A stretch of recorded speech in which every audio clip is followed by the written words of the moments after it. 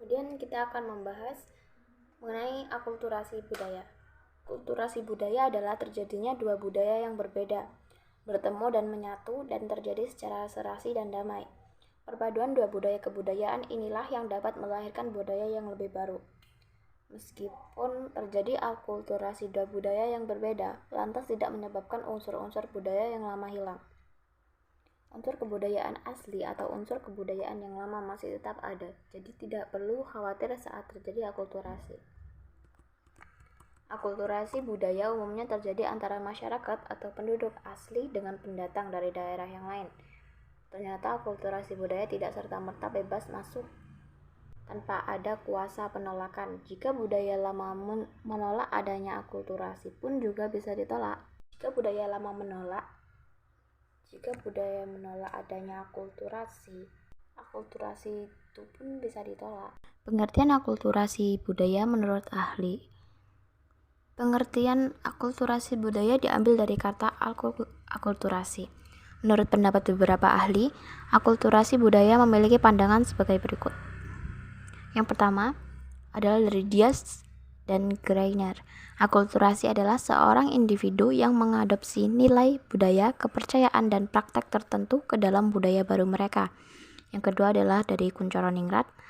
Akulturasi budaya menurut Kunchoro-Ningrat adalah proses sosial yang umumnya timbul karena masuknya unsur budaya asing sedemikian rupa dan terjadi dalam waktu terus-menerus, sehingga unsur-unsur budaya asing lambat laun pun diterima dan menjadi bagian dari budayanya sendiri.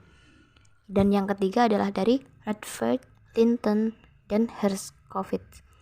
Berbeda dengan pendapat Redfield dan kawan-kawan yang mendefinisikan akulturasi sebagai fenomena yang dapat terjadi pada individu ataupun kelompok, di mana mereka sebenarnya memiliki budaya lama, kemudian muncul budaya baru yang saling kontak berkelanjutan.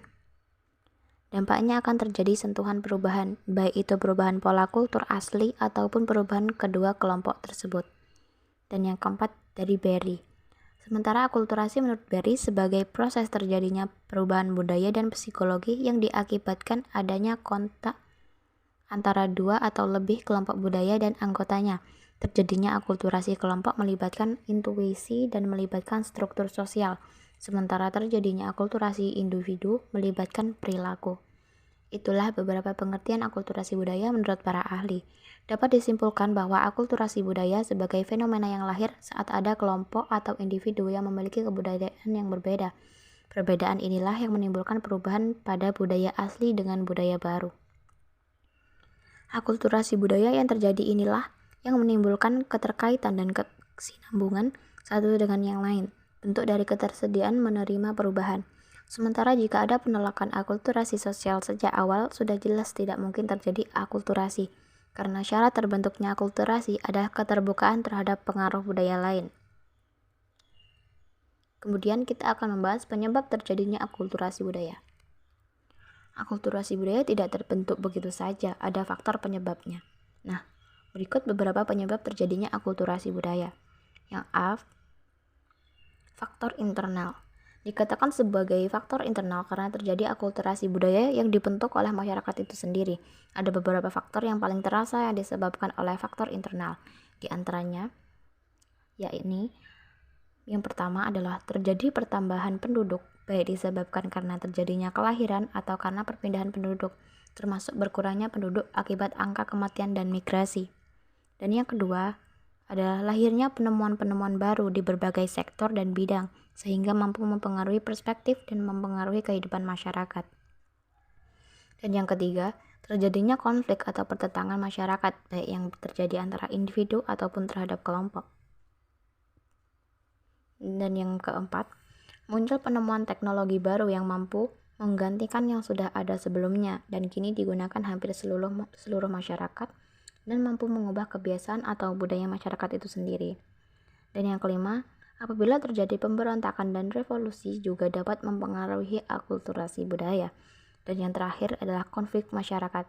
Tidak dapat dipungkiri jika konflik masyarakat mampu mempengaruhi akulturasi budaya.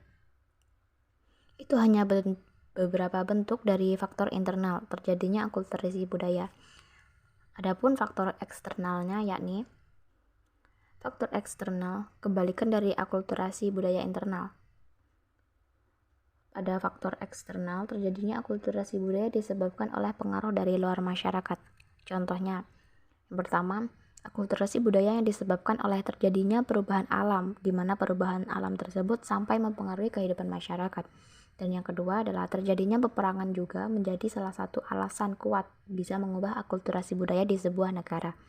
Dan yang ketiga adalah pengaruh yang paling kuat yang saat ini kita rasakan adalah pengaruh budaya asing, di mana masuknya budaya asing ke dalam terjadi melalui proses difusi, asimilasi, dan akulturasi budaya itu sendiri.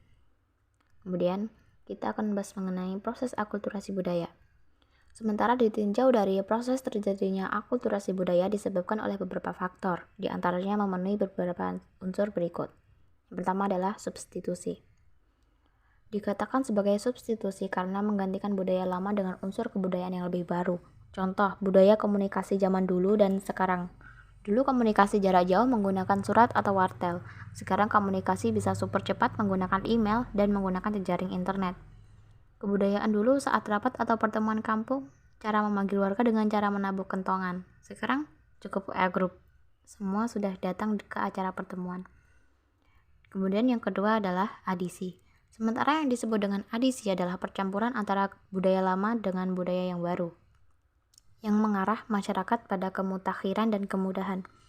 Misal, dahulu transportasi masyarakat menggunakan tenaga hewan seperti gerobak, dokar, atau menggunakan kuda. Sekarang transportasi bisa menggunakan kendaraan umum, motor, mobil, kapal, hingga menggunakan pesawat. Dan yang ketiga adalah originasi. Proses akulturasi budaya originasi adalah proses kebudayaan yang masuk dan benar-benar pertama kali, sehingga ketika unsur budaya baru masuk akan menimbulkan perubahan yang cukup menonjol. Contohnya adalah saat listrik pertama kali masuk di perkampungan, yang dahulu tidak ada listrik sama sekali, sehingga mengubah perilaku masyarakat pedesaan tersebut secara mendasar. Tidak hanya sekedar bisa menikmati sinar terang lampu, tetapi mereka juga bisa melihat televisi, radio, bahkan sekarang memasak pun sudah tergantung pada listrik. Yang keempat adalah sinkretisme. Sinkretisme merupakan percampuran unsur budaya lama dengan budaya baru. Contoh, ajaran agama leluhur di Indonesia sebelum Islam masuk. Rata-rata masyarakat menganut ajaran hidup Buddha. Saat Islam masuk, terjadi akulturasi keyakinan, di mana ajaran Islam di Indonesia menjadi sistem kepercayaan kejawen karena terjadi peleburan budaya. Dan yang kelima adalah dekulturasi. Barangkali kamu masih merasa asing dengan istilah dekulturasi. Dekulturasi adalah akulturasi budaya yang terjadi karena terjadi kehilangan unsur-unsur kebudayaan lama dan digantikan dengan unsur kebudayaan baru.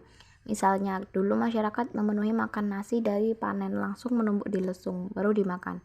Sekarang, dari panen bisa langsung menggunakan mesin pengiling. Kemudian yang keenam adalah rejeksi. Sementara yang dimaksud dengan rejeksi adalah proses penolakan. Umumnya, penolakan ini terjadi karena masyarakat belum siap melakukan perubahan sosial. Bagi daerah atau masyarakat yang belum siap terhadap perubahan, dapat menimbulkan dampak negatif.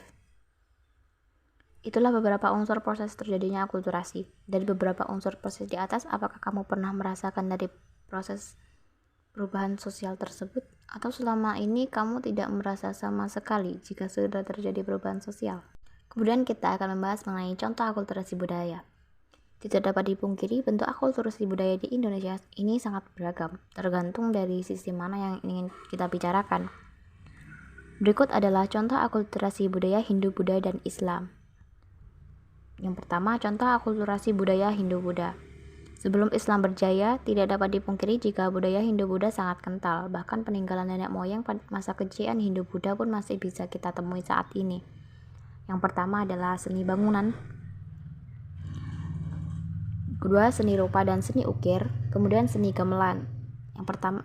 Yang kita bahas yang pertama, seni bangunan yang sampai sekarang masih gagah adalah bangunan candi Hindu ataupun Buddha. Salah satunya di Yogyakarta ada Candi Prambanan, Candi Banyunibo, Candi Plaosan. Kemudian di Jawa Tengah ada Candi Borobudur dan masih banyak lagi candi-candi yang tersebar di Indonesia. Kemudian ada seni rupa dan seni ukir. Orang zaman dulu juga sudah mengenal seni ukir. Hal ini terlihat dari ukiran-ukiran yang tertinggal di candi-candi, di mana ukiran yang mereka buat tidak lain bentuk dari cerita era dulu mengekspresikan seni mereka. Ya, jika di masa sekarang kita mengekspresikan lewat status di media sosial, nah dulu mengukir di batu atau di pohon. Kemudian seni gamelan. Seni gamelan juga salah satu bentuk akulturasi budaya yang kita miliki. Gamelan sudah ada sejak sebelum masuknya Hindu-Buddha. Seiring berkembangnya waktu, gamelan pun mengalami perubahan dan perkembangan. Selain gamelan, termasuk juga dengan wayang yang ternyata akulturasi budaya lokal dengan Hindu-Buddha. Kemudian kita akan membahas contoh akulturasi budaya Islam dan lokal. Bentuk akulturasi budaya Islam dan lokal sebenarnya lebih sering kita temui di lingkungan terdekat kita. Di antaranya, tradisi mudik lebaran, ziarah, tahlilan dan kenduri,